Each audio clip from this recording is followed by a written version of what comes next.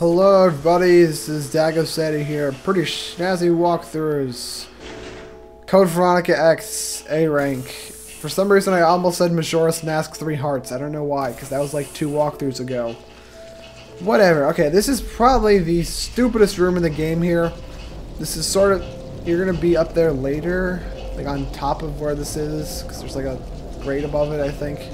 What's that thing you got there? Wow, that scared the crap out of me. What I just did right there, I almost accidentally reset the game. Then I have to play through everything already so far. And that'd be such a pain to redo this, because I said no like savings or anything like that.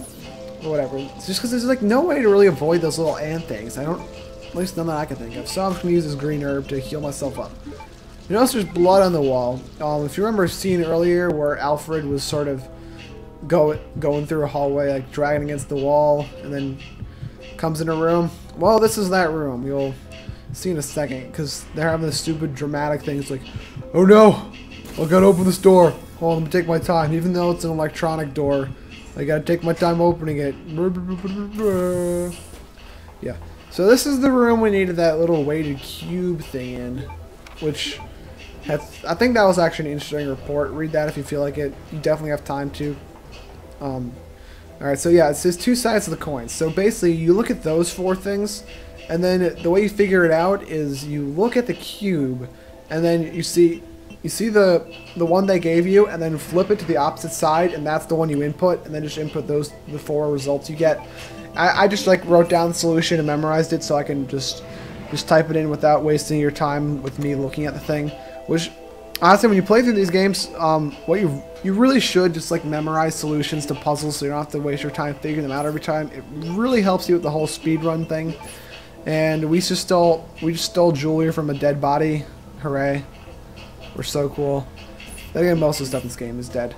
Alright, yeah. So that was Alfred. He's kind of dead now, which is so glorious considering you probably hated his guts. I mean, I know I did. He was probably one of the most... He's probably like the most annoying antagonist I've ever experienced in a game. But it was like a memorable annoying thing, you know what I mean? Kind of like... It's like one of... The main thing you should look for when making your antagonist in a game is you should have someone who's memorable and something that you love to hate. You know what I mean? Like... I can't even think of like any good examples, but... Yeah, I try to act all profound and like I know things, but then I never have an example for anything. But yeah, there's some shotgun shells there. There's also some like handgun ammo, but I'm not going to take that. So, oh yeah, here's an example of a villain you love to hate.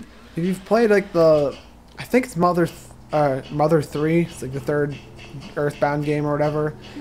Porky, he's like a total butthead. And you just like remember like all like the stupid evil things he does, and then you're like, wow, what an a-hole. I don't like him, and I like not liking him. I want it to remain that way. So then you like create a whole memorable. You have to sort of like have a hate love relationship with the bad guy, if you know what I mean.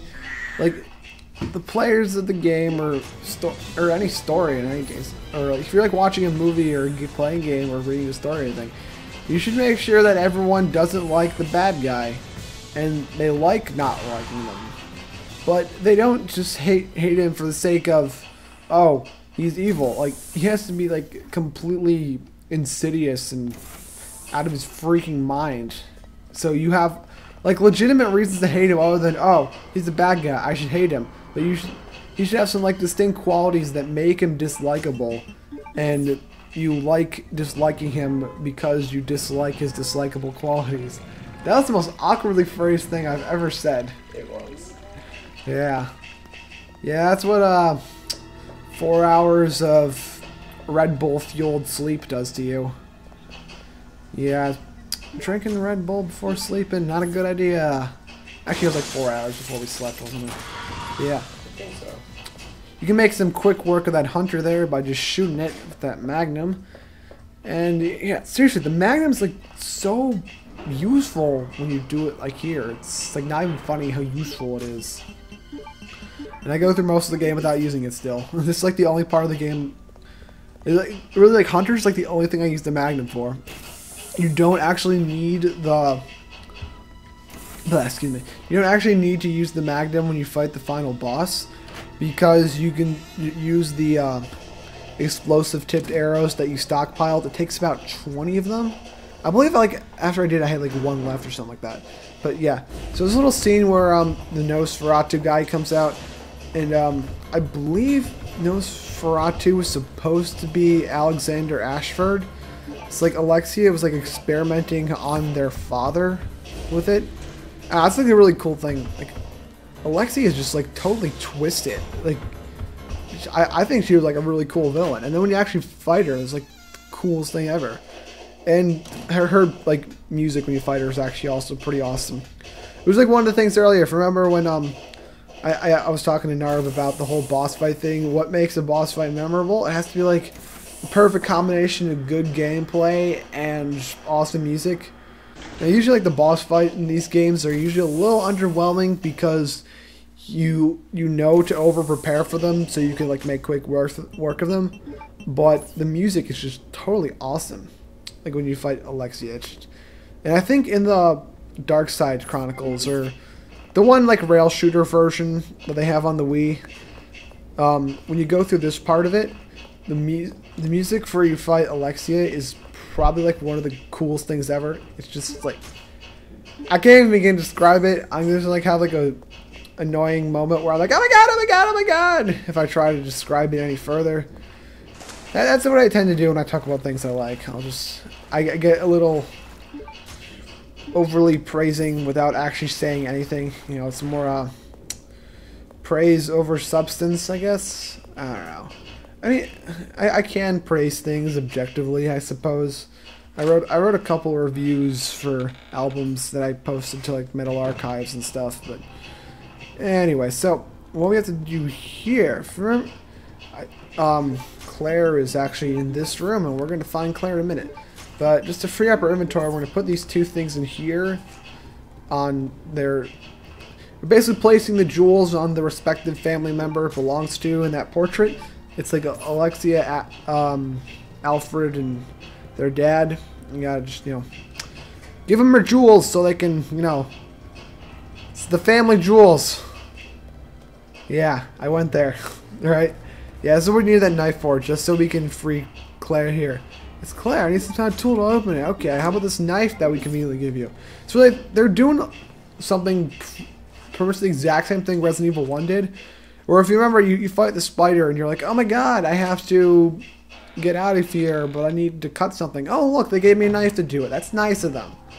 Alright, so now we're controlling Claire again, but only for a moment, so I'm not going to actually like, change the video title and make this like 2 minutes. Make this like short section like Claire in the Antarctic Base for 3 minutes where she does this thing. All you really need for this part is you need a gun and a bunch of like 3 healing items. I mean, you can probably get away with 2, but I highly recommend doing 3 just for like the sake of you feel a bit more secure, because there is a part where you can die pretty easily here, and this would be a pretty bad part to like screw up in the game. So then you have to go all the way back to where Claire started the Antarctic Base. Yeah. So make sure you don't. Chris isn't holding the Daramulin case when you enter in that room. Otherwise, he's not going to be able to open it ever. So you won't get those Magnum rounds.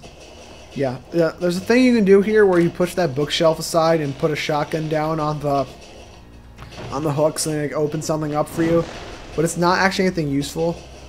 Yeah, you're gonna wanna kill those things because Chris is gonna have to go buy them later. So just for like convenience sake, get rid of the mouths, Claire. This is gonna be the last time I'm gonna use the handgun. Notice how much freaking ammo I have left. As I said, ammo is not an issue in the least bit. If you thought that for a minute, then you're bad at this game. Like, seriously. Like, the only thing that would actually make this game difficult is, like, figuring out where to go and what to do. Yeah, I think they successfully managed to add an element of open-endedness and general misdirection in this game, but in terms of difficulty and like dispatching enemies and like conserving ammo, they kind of took that out of this game. I mean, yeah, they sort of like pretend they have to do that, but they don't really do that. Okay, wow, why are you tapping me? He just punched me.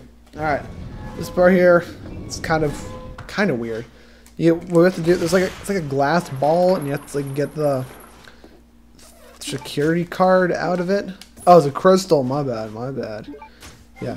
See, this part, I'm not entirely sure if that crusher thing can kill you. I want to say that one time it fell on me and just pushed me out of the way when I was about to get crushed by it, but I really don't know, and I think it locks itself in place now. All right? Yeah, it locks itself in place after you pick up the little card. Anyway, so what we need the card for is we're going here. Wait for it. Oh yeah, that isn't a dramatic door. Never mind. And jeez. Yeah. Okay. So you open that thing up, and you're gonna see someone familiar. Take a guess. Actually, you should know it's Steve's gonna be in here because if you remember, in the cuts, I didn't actually describe it. The cutscene before you started playing as Claire, they got separated with some like thing, and then you hear Steve scream, and you're like, "Oh no, gotta go save Steve!" And then, okay, you can't actually dodge that. So the best, like what you have to do, you have to run away from him, and you have to have at least 2 healing items with you, otherwise you won't be able to do it.